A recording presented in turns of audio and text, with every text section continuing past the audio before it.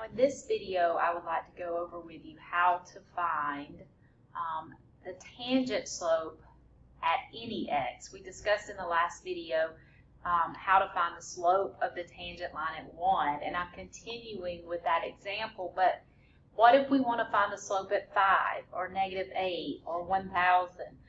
So we need a general, I guess, function for the slope at any value of x for the function given. So let's start. We want to do the same process that we did in the last video. We want to find the secant slope and then take the limit of that secant slope to approximate or to find the slope of the tangent line. This time we're going to find the 2 points for our secant line to be x and f of x, and then x plus h and f of x plus h. So we're representing here any value of x, not just one like we did before, and then taking that value of x and adding some change of x to it. All right, so let's find the secant slope. So the secant slope would be to find the change in y over the change in x. So y2 minus y1 over x2 minus x1. So that's going to be y2 minus y1 over x2 minus x1. And then remember, we're going to take the limit as that change in x goes to 0. So this is representing the change between 2 points on our graph, and then we want that change. We want those 2 points to get closer, closer, closer, closer, closer together. So the change in x, which is represented by h, is going to 0. Now we need to apply this to our function f of x, which is 3x minus x squared. So to calculate f of x plus h, I need to plug in x plus h everywhere I see an x in my function. So this is going to be 3 times x plus h. I'm replacing this x minus, and then I'm going to replace this x with x plus h squared. Right, so now f of x we already have, of course, that was given to us. So now we're going to take these expressions and replace them over here in the secant slope. So we now have the limit as h goes to 0 of 3 times x plus h minus x plus h squared minus f of x, which I'm going to put in parentheses because I need to subtract the entire function. That negative will need to be distributed. As I write down the denominator, I'm going to clean up by taking the x and the minus x and letting that equal 0. So the only thing left in the denominator is h. So we need to expand the numerator. This now has become just a limit problem, right? This is just a limit problem that we could have solved in Unit 1. We're going to find the limit. Just keep in mind that this expression here is the secant slope, and if we take the limit of it, we're letting that secant slope go to 0, which becomes the tangent. I'm sorry, let me back up. We're not letting that secant slope go to 0. We're letting the change between the 2 points that represent the secant slope go to 0. And so that secant line is becoming the tangent line. Okay, a limit as h goes to 0. Distribute our 3. Okay, I'm going to FOIL x plus h squared, and at the same time I'm going to distribute my negative. So that's going to become minus x squared minus 2xh minus h squared, and then distribute your negative on the last term all over h. So now we need to see what we can do to clean this up. All right, so it looks like the 3x and the negative 3x make 0. That cancels out. Negative x squared and positive x squared. And then of all the terms we have left, okay, none of them can be combined, but they do have an h in common. So I'm going to factor an h out as the GCF.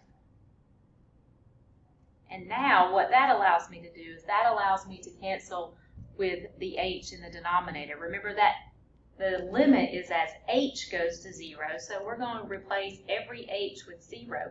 And as long as that h is still in the denominator, we have an issue. We need to get rid of it. So by factoring an h out, I can now cancel those h's. They make 1. H over h is 1. So I am left with just the expression 3 minus 2x minus h, and I can directly substitute now to calculate the limit. So don't forget the whole idea here in calculating the limit is this is as h goes to 0, so the h will be replaced by 0. And so my final answer that will be left is 3 minus 2x. All right, because h is going to 0, then everything else is left as the answer to our limit. So what we've done here is we have found the slope of the tangent line in terms of x. This is really helpful because now I'm not limited to finding the slope of just one x value. I can plug in any x value right here and I can find the slope. So if I wanted the slope of the tangent line at 1, I would plug in 1. So that would be 3 minus 2 times 1, or 1. And that confirms what we found in the last video with the slope at x equals 1. But now I can also find the slope at x equals 2. That would be 3 minus 2 times 2. So 3 minus 4, or negative 1. And I could fill in any x at this point. So we're in a great situation using this formula for finding the slope of the tangent line, because now we can find it at any x using the expression that we found at the end. Okay, so let me just go into a little more detail about what we've discovered here. This expression represents the slope of the tangent line. The slope of the tangent line is also called the derivative. That's what we call it in calculus. And so if the original function f of x is 3x minus x squared, then to express our function for the derivative, we call the derivative f prime of x, and we write 3 minus 2x. So f of x, this is our general expression, our original function, and f prime of x is the slope of that curve, and then we can plug in any x to find the slope at a specific x value on the graph. Now let's work another example, because we can perform this process for any function. It doesn't have to just be 3x minus x squared. We might have another function that we want to calculate the derivative for. So here's some vocab just to keep in mind. The slope function that we just found in the previous example is called the derivative function, and it is represented by f prime of x. I mentioned that before. It can be used to find the slope of the tangent line at any point, and a function that has a derivative at that point is said to be differentiable there. Okay, so we're going to use what we call the limit definition of the derivative, and that's this expression that I used in the prior example. There are other notations for f prime of x. Sometimes you'll see y prime used, or dy dx, and we'll get into that as we explore more ways to calculate the derivative, or more functions that we need to calculate the derivative for. Right now, I just want you to concentrate on the fact that when you hear derivative, you should be thinking slope of the tangent line and vice versa. They are one in the same. They're the same thing. Okay, so just make sure that you understand the vocabulary. Okay, let's do an example. I'm going to skip down here to an example that involves a radical, because these tend to be a little more challenging with the algebra. So let's take a look at this one. Our function is the square root of x plus 2. We want to use this limit definition of the derivative to find f prime of x. All right, so off to the side here, it might be helpful if you go ahead and find f of x plus h. That means everywhere we see an x, we have to change it to x plus h. Okay, so that means this little x gets replaced with x plus h in our function. And so now we're ready to find f prime. F prime is the limit as h goes to 0 of f of x plus h, which we just found to be x plus h plus 2 minus f of x, and in this case it's the square root of x plus 2 all over h. Now you should remember from Unit 1 that to solve this limit, we need to multiply by the conjugate. So I'm going to take this top expression here and the bottom, and I'm going to multiply by the conjugate of the top. So that will be square root of x plus h plus 2 plus the square root of x plus 2. Okay, so remember we just changed this sign here in the middle in finding the conjugate. And so I'll do that on the bottom as well. So whatever we do to the top, we must do to the denominator. This is going to give us the limit. As h goes to 0, we're going to multiply those conjugates by just multiplying the first terms. That will give us x plus h plus 2 because the radicals will undo one another. And then we're going to get minus, and in parentheses, we're going to multiply the last terms. Remember, it's minus because of the negative times the positive. And then the square root of x plus 2 times square root of x plus 2 is x plus 2. Okay, make sure you put in that parentheses because that negative needs to be distributed. In the denominator, I'm just going to recopy what I have. We're not going to distribute that h because ultimately, in order to evaluate the limit, we need things factored. Okay, let's clean up.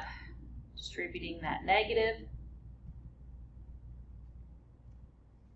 We're going to have x plus h plus 2 minus x minus 2 all over h times the square root of x plus h plus 2 plus the square root of x plus 2. All right, so yay, some things cancel. These are gone, these are gone, these are gone. I'm only left with an h in the top, and an h in the bottom here will cancel. So now don't forget that this is as h goes to 0, so everywhere you see an h, you've got to put a 0. In the numerator, everything canceled out, so I have a 1. And in the denominator, I have square root of x plus 2 plus square root of x plus 2, which is 2 square roots of x plus 2. So this is my f prime of x. That means anytime I want the slope of this graph f of x at any x, I can plug right here for x and find it. Okay, let's do one more thing before I close out the video. Many times you're going to be asked in calculus, I'm sorry for scrolling too far, you're going to be asked in calculus to find the equation of the line tangent. So let's say in this example that we just completed, we want the slope at f prime of 7. So I would plug in 7 into my derivative to get a slope. So that's going to be 1 over 2 times the square root of 9, which is 3, which gives us 6. So the slope is 1/6. All right. What I'm saying here is if I take the original function, which is the square root of x plus 2, and I want to find the tangent at 7, we'll say, then what is the equation of that tangent line? Well, you may remember from Algebra 1, to write the equation of a tangent line, you need a point and you need a slope, because this is a linear equation. So if I have the slope and a point on that line, then I can write its equation. Well, the point of tangency is the point we're going to use. We know that x is 7. What we need to do is we need to plug 7 into our original function to get the y coordinate. That's going to give us square root of 9, which is 3. Up above, I found the slope for you. The slope is the value of the derivative at 7. So that is going to give me the square root, I'm sorry, we've already found that. Goodness. That's going to give me the slope we found here, which is 1/6. Now that I have a point and a slope, I can use the equation point slope to write the equation of my tangent line. I'm going to plug in for y1, my y coordinate of 3, 1/6 would be my slope, and my x1 coordinate is 7. I have now found the equation of the tangent line, and you can leave it in point slope. If it's multiple choice question, the point slope equation might be simplified, so be prepared to solve for y or to simplify this if necessary.